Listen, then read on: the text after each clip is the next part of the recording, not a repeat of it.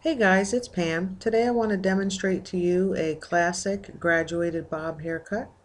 I like to start my guide through the center section from the crown all the way to the nape, angling my fingers into the type of graduation I want. Sometimes you can have the nape tighter, sometimes you can have it fuller. It just depends on the look that you're looking for. Once I start that center section, I decide if the graduation is starting where I'd like it to be, somewhere between the parietal ridge and occipital bone.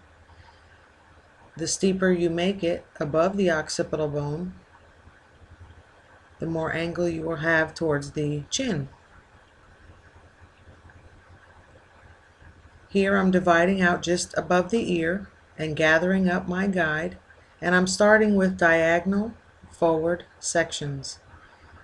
Taking up my section and bringing it into my previous section, cutting palm to palm with my knuckles down towards the chin. Since I'm right-handed, my knuckles are going down towards the chin. I'm taking another diagonal forward section, bringing it into the previously cut section, and angling my fingers in. Third section, diagonal up, so I'm rotating from that center section. I'm swinging around diagonally until I become horizontally at some point. But one of the most important things you have to understand about this haircut is that the section that's near the ear, or the area that's near the ear, has to be angled so that it becomes one length. So your graduation starts from this point here, and as you come down towards that section there, your knuckle, if you're right-handed, will be closest to the neck. So from here you should see a little bit of a V, but not too flat either. It should have a little bit of roundness from the center of the head going into one length behind the ear. So see the elevation here? Hand is closer towards the head. When you pick up these diagonal forward sections,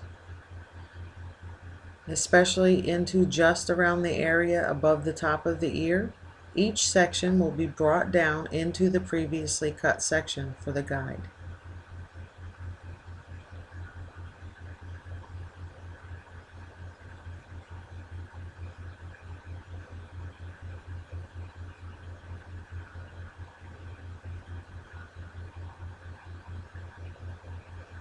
And here I'm just demonstrating. You should see it shorter to longer, graduation to one length. This is going to be about the last section up to the top of the ear until I start to get into the sides. And for demonstration purposes, I am gathering up the previously cut section and bringing my guide into that previously cut section,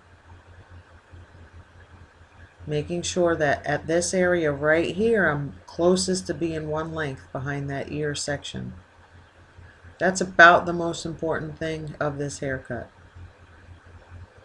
Not the most important or only important, but one of the most important. So here I'm coming just to about the top of the ear. I'm going to gather up my previously cut section, bring my new cutting section into it, cut to my guide with my hand coming down to one length into this section behind the ear.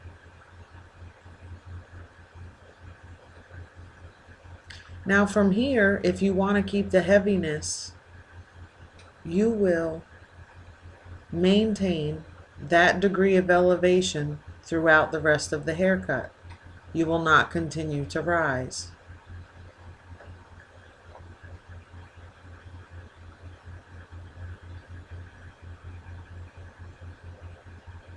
Making nice clean sections, razor sharp, gathering the hair from behind the ear or nearby the ear, raising my elevation, maintaining that elevation now throughout the rest of the side of the haircut.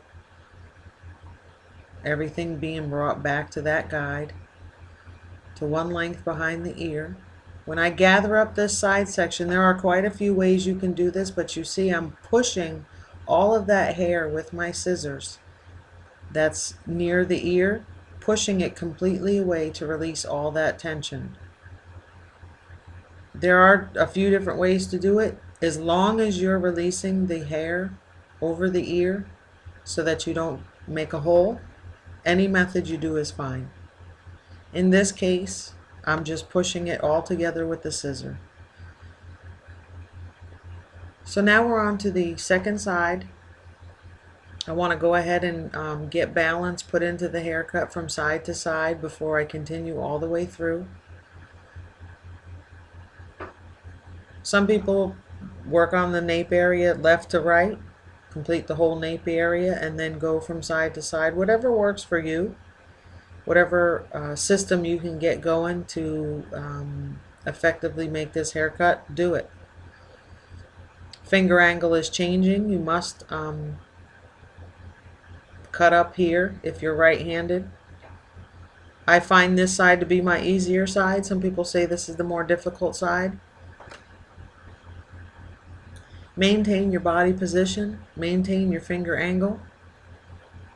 Here I'm checking for balance to see if I'm off kilter. I'd be able to correct it right away.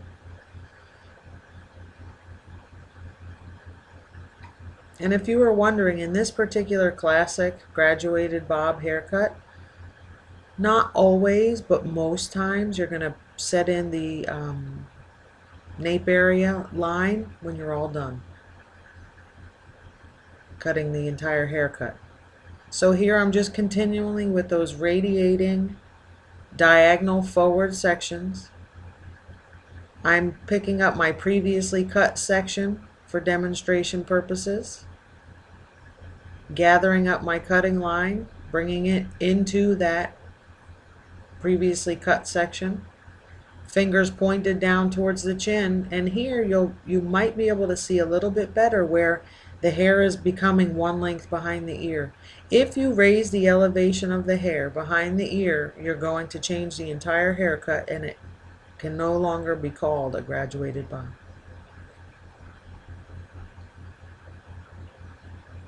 Here I'm checking for balance, checking for cleanliness, making sure the line is clean.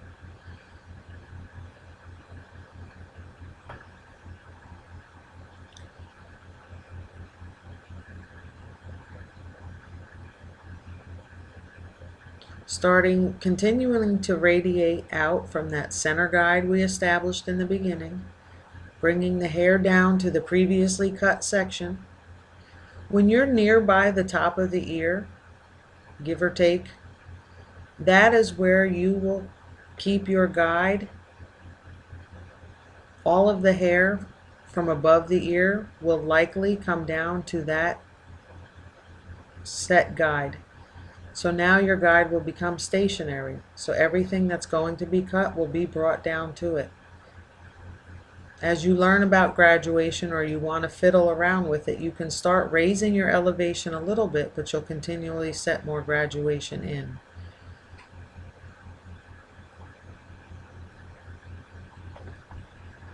So now we have established, or pretty much have established, the left and the right sides in the back.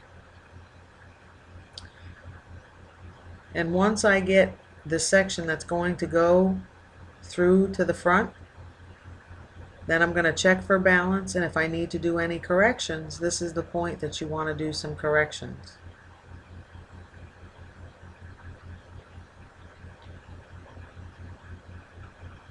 This is how I generally cut this haircut in the salon.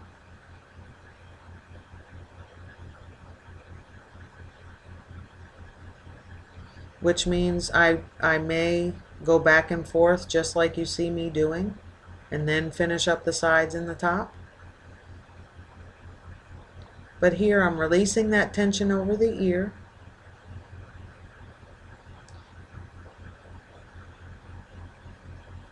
Checking for balance. It's most important to check for balance before you continue on. There's no point in finishing an entire haircut and then checking for balance and finding out that you're off from one side to the other.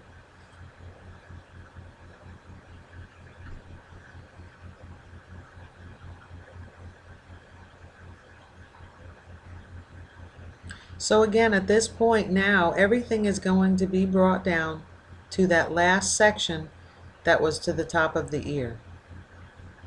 So however you cut that section, now everything will be brought to that elevation. You have to be real mindful in a haircut like this to not let the hair collapse. You have to maintain elevation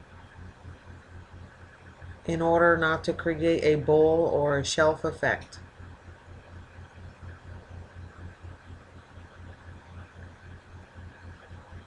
Now, if you can get someone to demonstrate this haircut to you in person,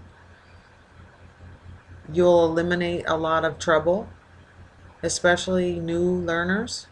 If you've never cut this haircut before, you must maintain, see how that hair is being held out and then brought down in closer, closer, closer into this area here. You must maintain that elevation throughout the whole haircut.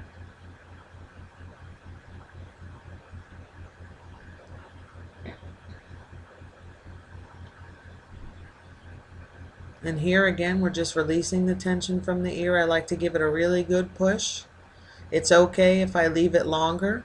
When I check off the haircut dry, we'll be able to eliminate those hairs.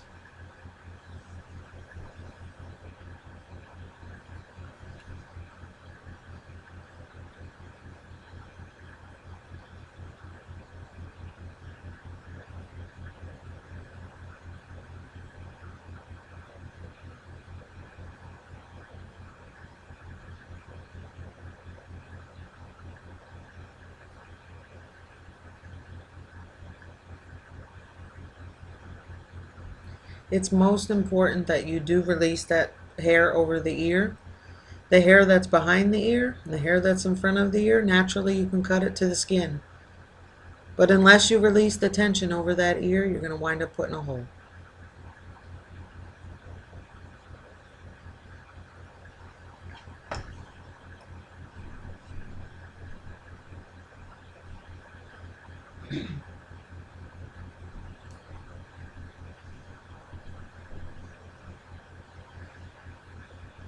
Maintaining elevation here from the last cut section.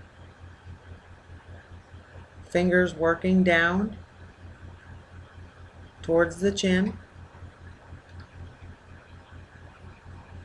all the way to one length right behind the ear.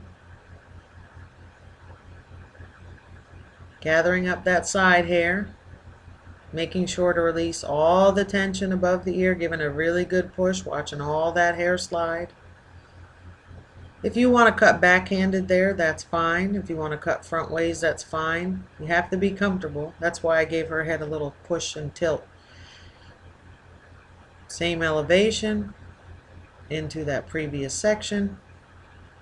Fingers pointed down towards the chin.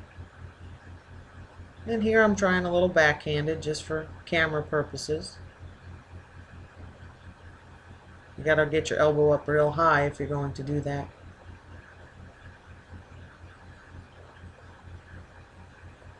Once we complete these side areas, we're going to move on to part 2 of the video. So look for part 2. You're going to see the finishing the top, cleaning up the neck, doing a little texturizing, and then the finished look.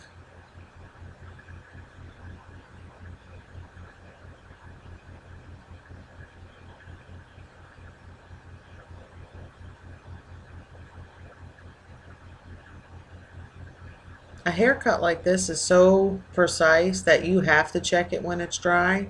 So if you have a client that just wants a wet haircut to leave, I'd really convince her this isn't what she needs to have done for the day. You definitely want to dry this one and check it off. So we'll clean that up into a little point, but look for video 2 for the completion.